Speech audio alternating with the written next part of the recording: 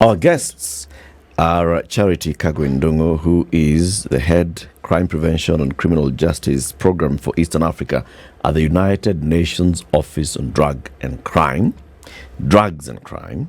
and Mohamed Jaffa, who is the project manager at UNDP's Amkeni wa Kenya. We welcome them with the day's proverb, City. Yes, our proverbs for the whole of this week have been from the country of Tanzania. Today's proverb is fairly straightforward. Whoever despises a thorn in his foot will see it swollen and bloated. Whoever despises a thorn in his foot will see it swollen and bloated. You've been giving us these proverbs in Swahili. Why did you revert to English today? Well, 2 proverbs in Kiswahili yesterday, 1 in English today. Tomorrow there'll be another in English. 3 in English, 2 in Kiswahili. Okay. Well, It's a prerogative, isn't it?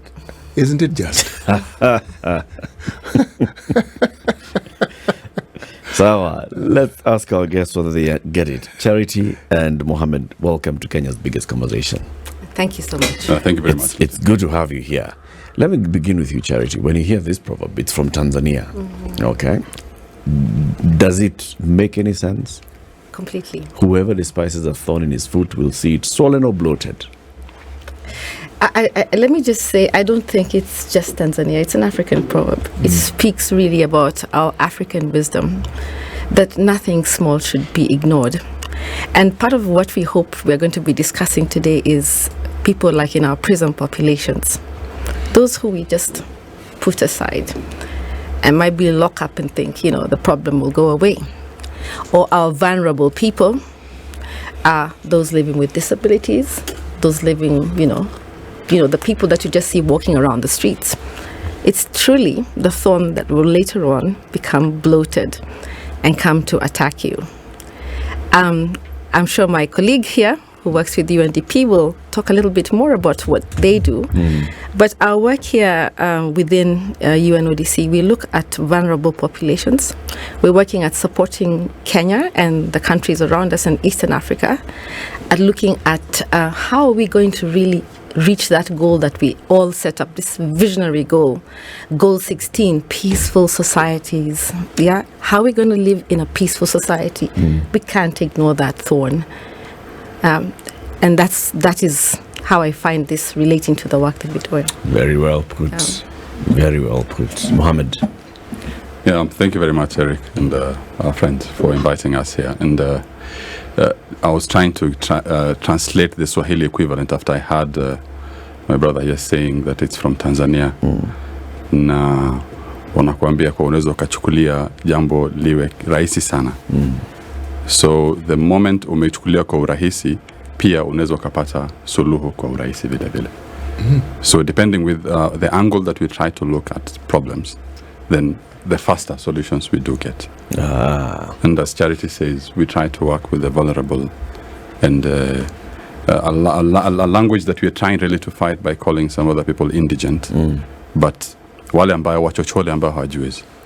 Kwa hivyo tukiwachukulia kwa uzito na umakini, inakuwa rahisi sana kuona kama ni uvimbe ama kama watakuwa ambao watakusaidia kuleta maendeleo. Ameamua kwamba anataka aifafanuliwe kwa kikamilifu. Mohammed, why don't you just tell us this proverb in Swahili? But there's a bit about this proverb that I found interesting. The bit about his foot. You see, if you focus on the his, it means there's the implication that men tend to ignore little details because they are the ones who, by ignoring these small details, matokeo yale ambayo tunayazungumzia yanatokea. And by implication, women don't ignore small details. They focus on the small details. Right. Coincidentally, there's a research that was done, a survey actually in 2017, that says women face different legal problems from men. And unfortunately, the way we've structured the solutions to the legal problems in this country, or for that matter, quite a lot of other countries, it's very male-centric, and looking at it from jicho la mwanaume. right? Now, you'll realize that the attention, for example, that is going to be given to women-related problems with a male lens does not help us solve the problems that is faced by quite a lot of our women folk, for example, at the ground level.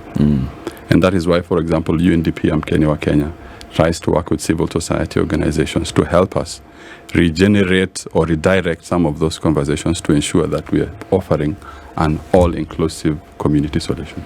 Very good. Yeah. You're both here, so because it's a Thursday, we usually have Justice Thursdays conversations. And today's conversation is about accessing justice through engaging with communities. Right. So let's begin with what you actually do with the UNDP Mkeni Kenya.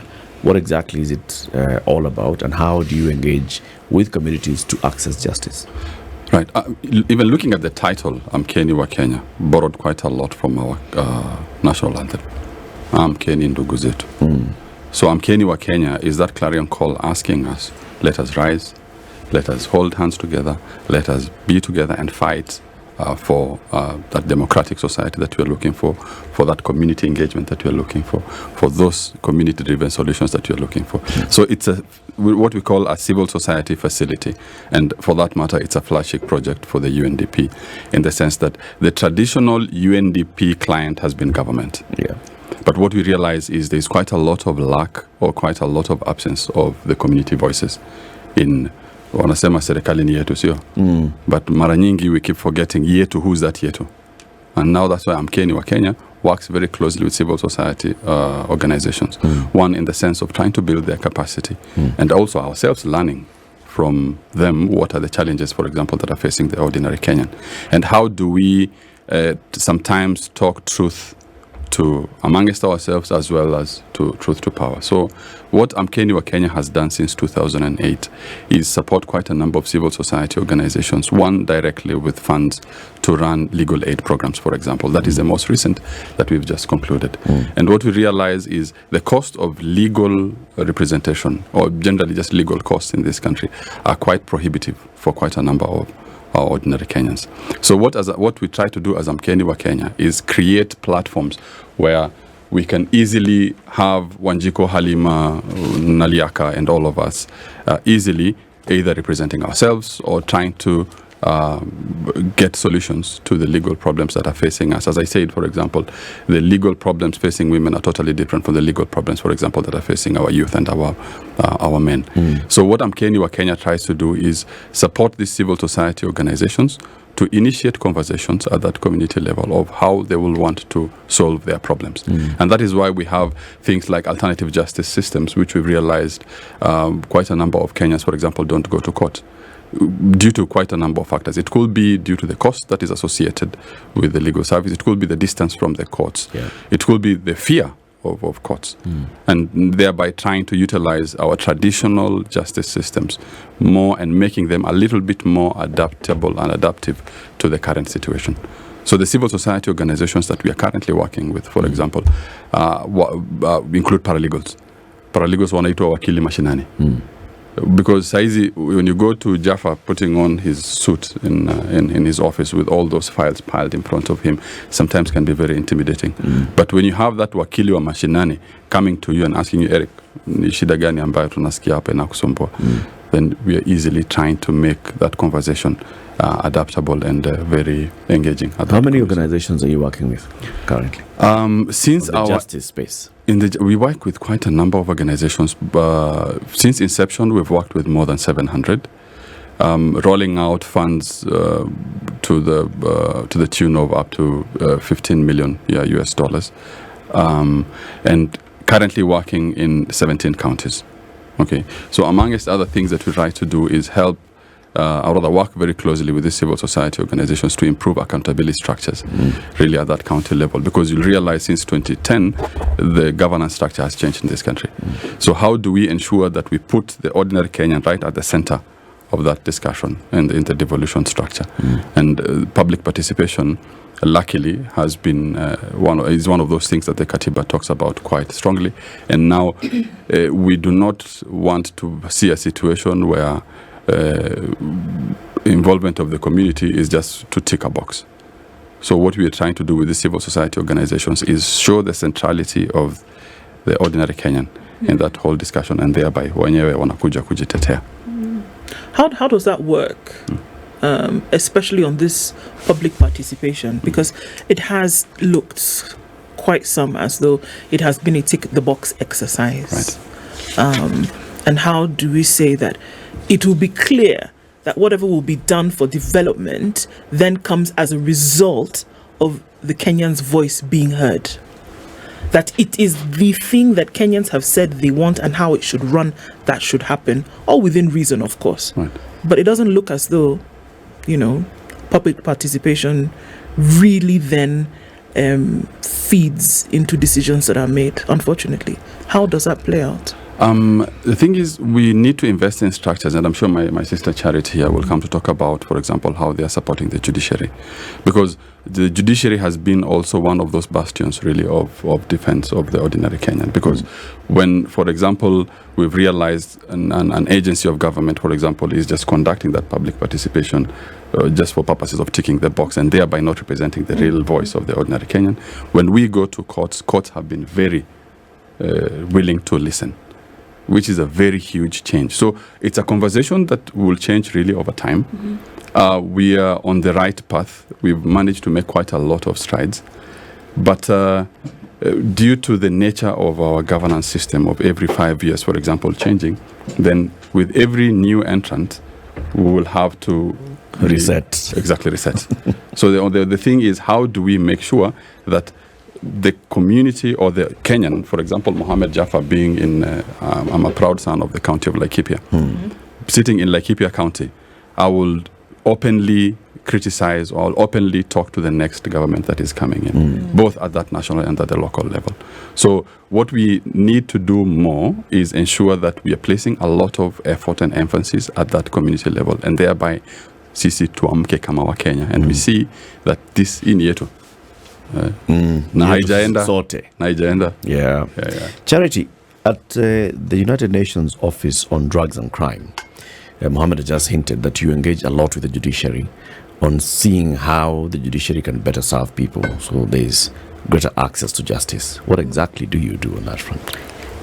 So one of the things that, as Jaffa said, the ownership of the government really belongs to the people.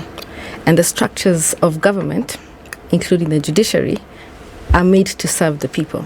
So we, as UNODC, have been working not just with the judiciary, but with the rest of the justice sector actors. We work with the Office of the Chief Justice and the judiciary itself. But, they are as strong as the case that is brought before them. So we will also work with the prosecution, we work with the police, we're working with probation and aftercare, and we're also working with prisons. And where we see interlinkages with the work that we are doing is that we want this to be a conversation that goes about what the social contract is between the Kenyans and the institutions that have been set up by our very far-reaching and very admirable constitution. Says that the power belongs to the people. But how are these people going to be empowered to actually hold the institutions accountable? But not just that. So us, on our part, so that's why we have this double approach. We work as towards supporting the institutions to get better at what they do. It's very easy to point a finger, Actually, I think there was a saying that when you're sitting at the football stand, we can always see how someone could have done better. You should have done this, you should have done that, How could you have missed it? The goal is wide open. Exactly. We are criticizing from the stands. So we are helping the ones, and we're standing with the ones who are really doing the work. Some of the areas that we find that is of serious concern, like psychosocial support. It's really looking, say, at the we've seen what's been happening with prison officials, police officials. Some of the things that they see are so traumatic that they themselves need to have that support. And we work with them to see how can these structures be built in to make you a better person to serve the Kenyans. Recently, COVID came with all its problems. But one of the things that COVID did is that it pushed us into the digital era, where now there is much more access to justice using the internet. Yeah, meaning the amount of money that can be saved in transporting people. You know what it means to transport one person from a prison to the court. It will mean you need escort, you need fuel, you need all sorts of things to be done, in order to get there. You also need the other partners to be ready with their witnesses. However, now we can log in, and I think many of us have seen that you log in, you're able to first of all understand, is this case going to proceed? Yep. So that you don't waste your time. I think I heard you reading about all the cars on the road. Yeah, many of them are also heading towards the courts. But imagine, we need to save the person's time. So there's the individual, the Kenyan, going to court. There is the judicial officer who needs to handle the case. There's the prosecution. There are the witnesses. There's that whole array of people who have to come together to deliver that justice for Wanjiku. Yeah, and what we do, we work with the justice sector actors on proven best practice. What is the best practice? What we have inherited, unfortunately, Kenya being a product of a colonial past, is our prison systems. I think we haven't built a new prison, maybe a few buildings, but it's based on the colonial system. What was the reason to put the people behind there? Actually, the reason to put Africans behind bars. It wasn't just people. Those prisons were built for Africans. Yes, please go on. To subjugate them, yes. And what was the reason behind having a police force within the colonial system? A lot of these things have grown. And I think sometimes, and I say, let's be realistic. It's not going to change overnight. It has taken us as a country, as a vision of Kenya, to take. Right now, we are 50. How many years old? We're 50. Are we 57? We are 60. We're 60 years old. Yeah. I think if you look at what we have done in the region, it's amazing that we have been able to come up with a constitution that speaks about us. But really, these structures will take time to develop. They've taken time in other countries to develop. And they need civil society to hold them accountable. But they also need other people to hold their hand. To handhold them. Exactly. So what do you do with the justice sector actors? You mentioned several things. You said there's from the police side, the judiciary, into the prison side. And then, of course, there's a citizen cutting across. Our mandate looks at best practices. Yeah, why we were created as we say United Nations family. It's a vision of the whole world of how are we going to deliver the work that we're supposed to do. Our mandate looks at evidence-based prevention. So we don't want just to be waiting until someone commits a crime and then they come. But can we look at prevention at a level that person does not need to enter the criminal justice sector?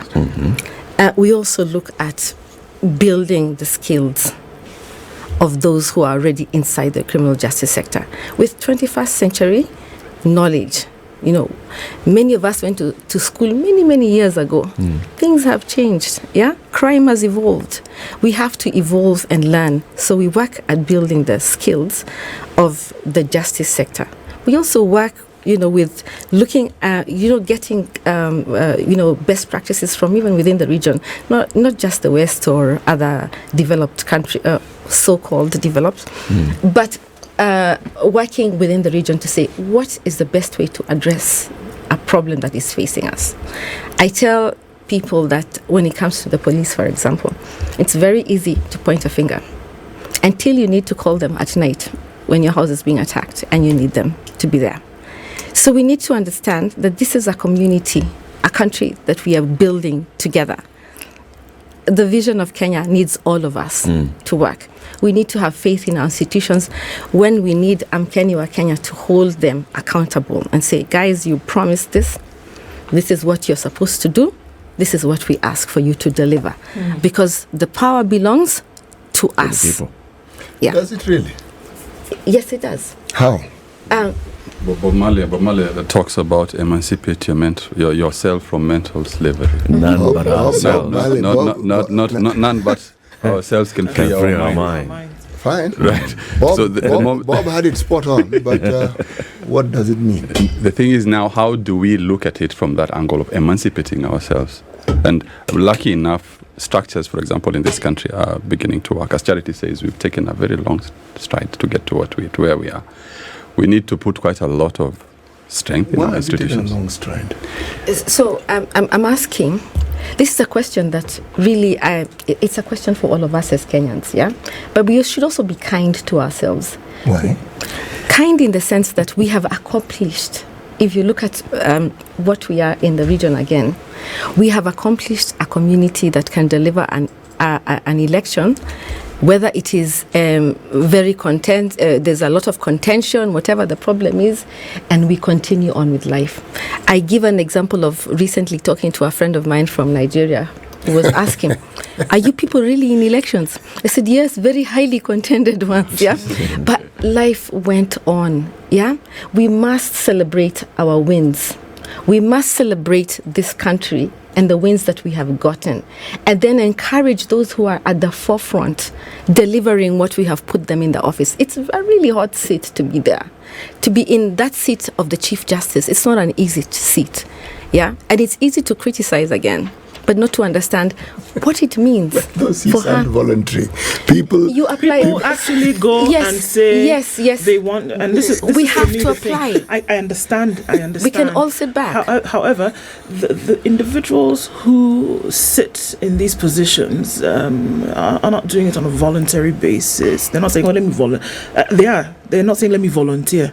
They're not saying, "Okay, well, let me just try and see, and then whatever." No, they actually come out and they say, "I want to do." It's deliberate. So one would assume that you can understand the magnitude of responsibility that seat carries by the time you're putting forward your But guys, what Charity is saying I understand what you're saying. As all those things are happening, let's also not assume that just because somebody offered themselves to do the job, it then automatically became an easy job. No. It's a very difficult position just like to be parenting, in. it's not an easy thing. It's like this you one. go forward. Your point is valid as is Charity's.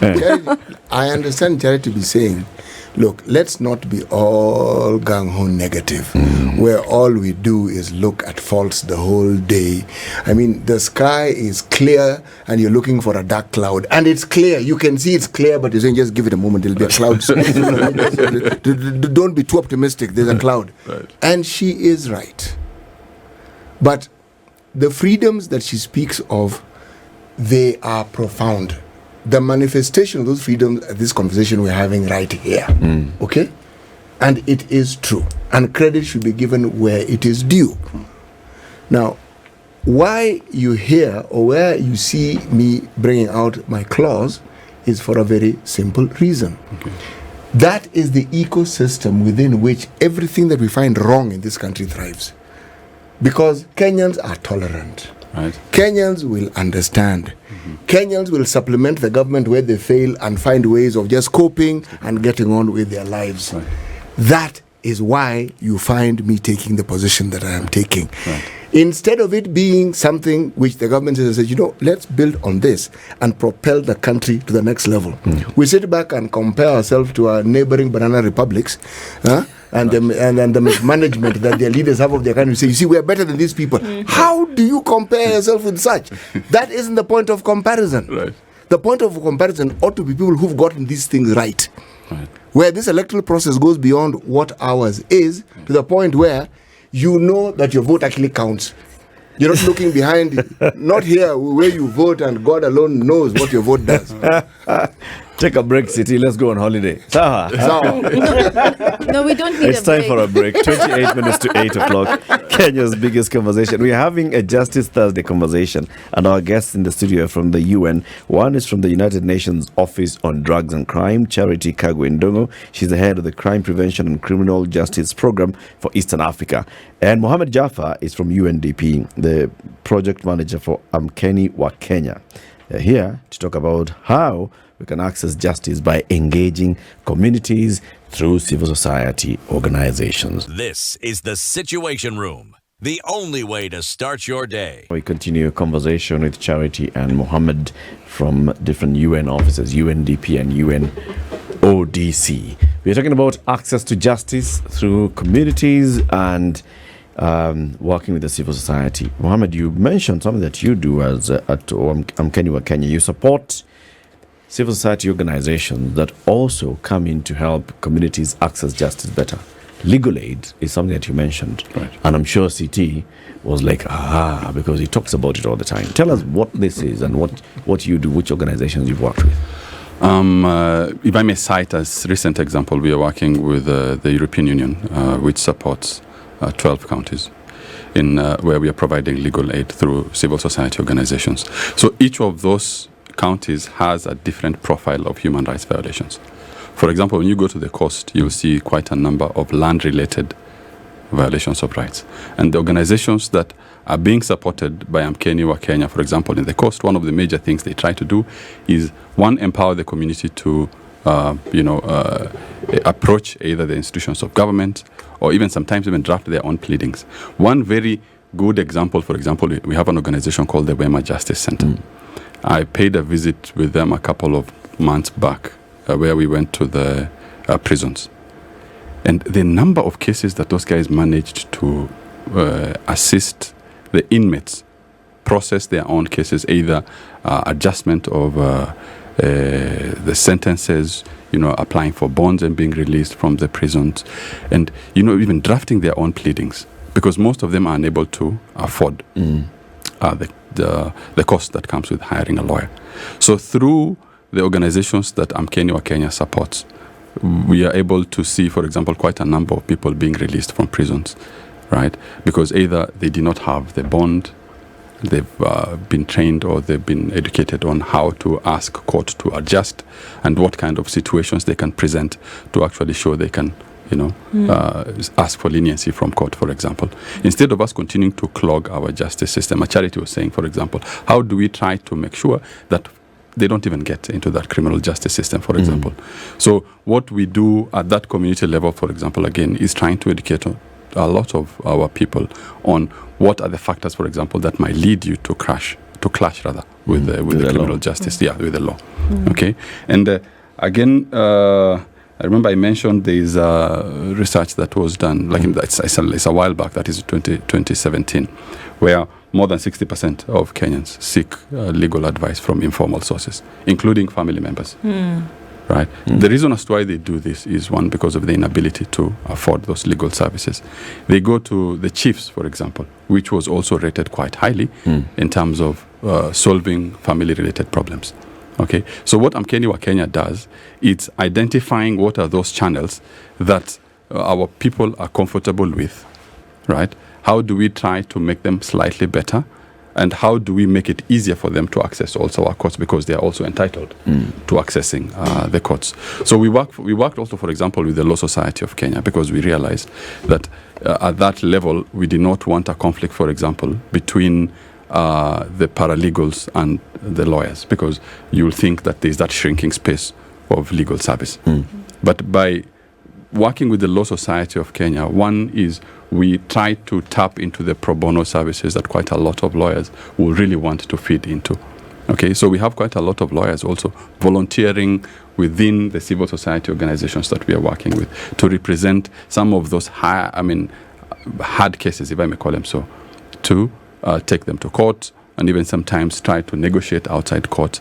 Okay, when you go to the northern Kenya, you'll realize quite a lot of their problems are either security related or the lack of basic services, because what they're saying is due to the neglect that has happened, for example, throughout until probably we started devolution, quite a lot of these services were not available at the in the north. Okay, but now the county government has come in to take over quite a lot of responsibilities. For example, provision of health is one of those things that quite a number of our people, for example, used to travel to Nairobi or to the provincial headquarters back then. But those are services that have been devolved. So what we try to do with the civil society organizations is hold the government accountable to the commitments that are in our laws and more so our Katiba. So for example, you'll realize Mandera did its first CS, okay? That was, I think, in December of 2018. Mhm. Okay, those are services that are not available to our people. But again, ni huduma bora ama bora huduma, right? That is where we come in now as Mkenya wa The Kenya. quality. Yes, by telling our people ni sawa, bora huduma pia, lakini huduma bora pia ni muhimu Let sana, me ask this question. right? How many prisons do we have in the country? Okay, no, let me ask it differently. Do all the counties in this country have prisons? Yes. So no, all the counties do not have prisons. We have, I think, there must be like around 20, 25 prisons. I'm not getting the number called. We have completely correct. 139 prisons. 139, thank you. I thought, well, with the larger prisons. However, they are not in every county.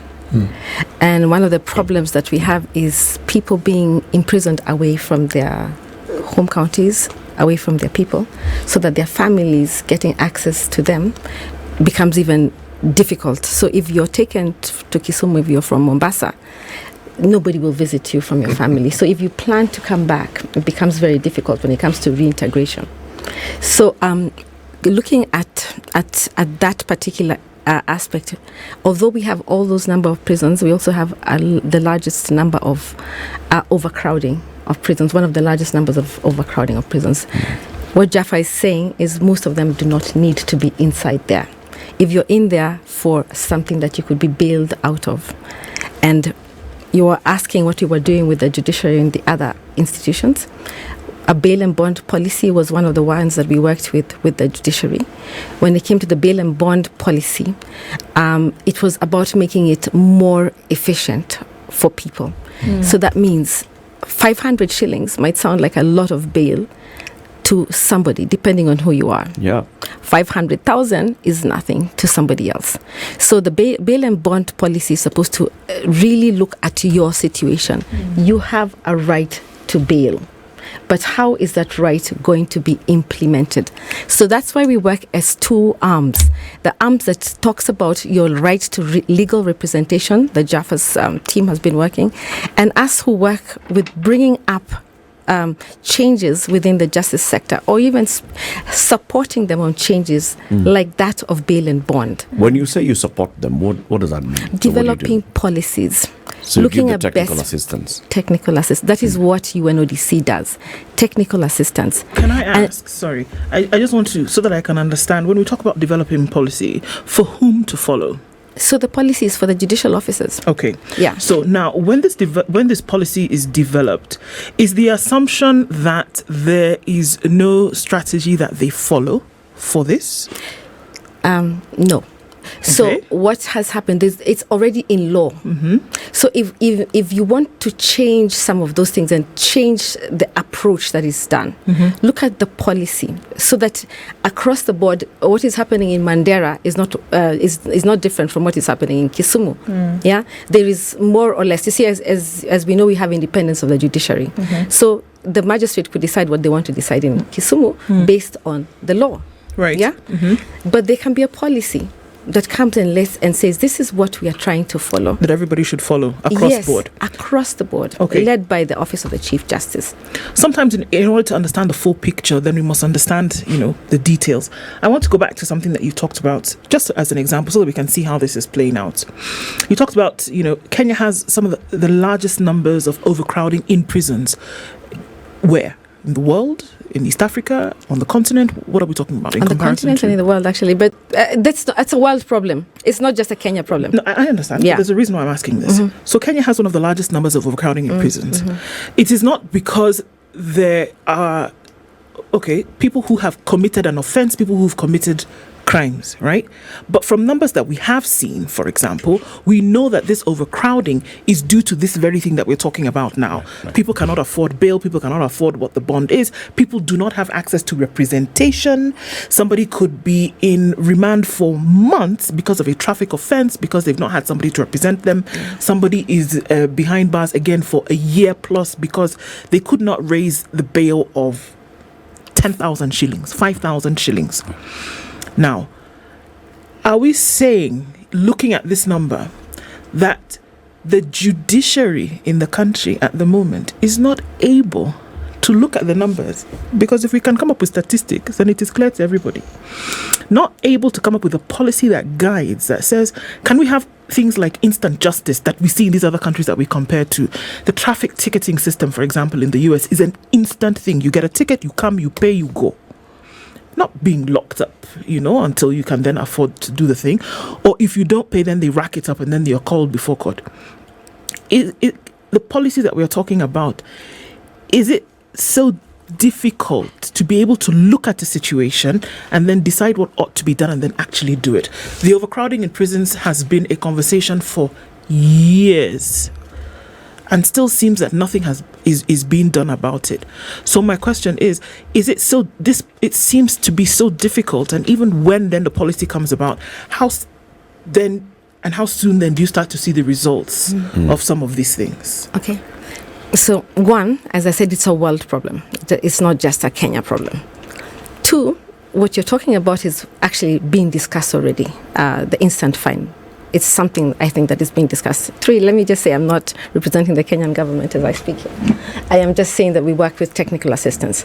However, instant fines is something that is already in discussion with different government structures, because it's not just something you just implement. You have to decide, where does this money go? You don't want to create a new racket, what is it called? Corruption racket, a new one that's, another way of getting problems.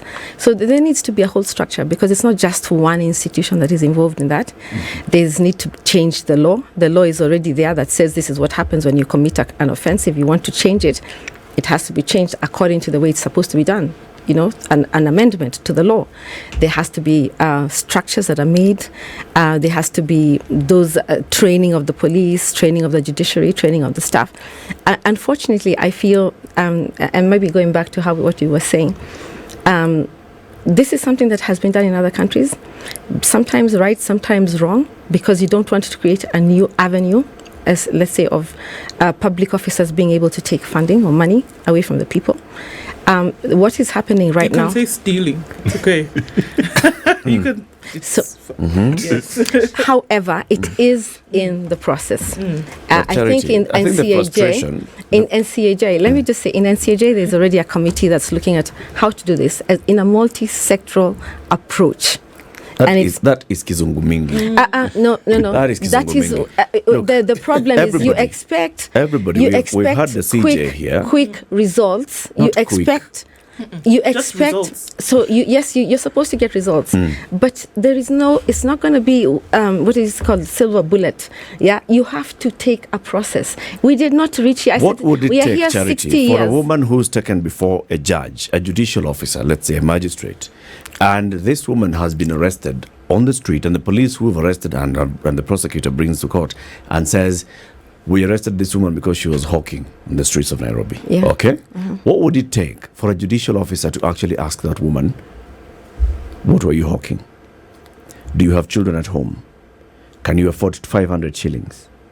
Pay 500 shillings, go home. Or go home tomorrow and come with somebody. Speak. We have very many. That's why we're even talking about justice in the lenses of men and justice for women.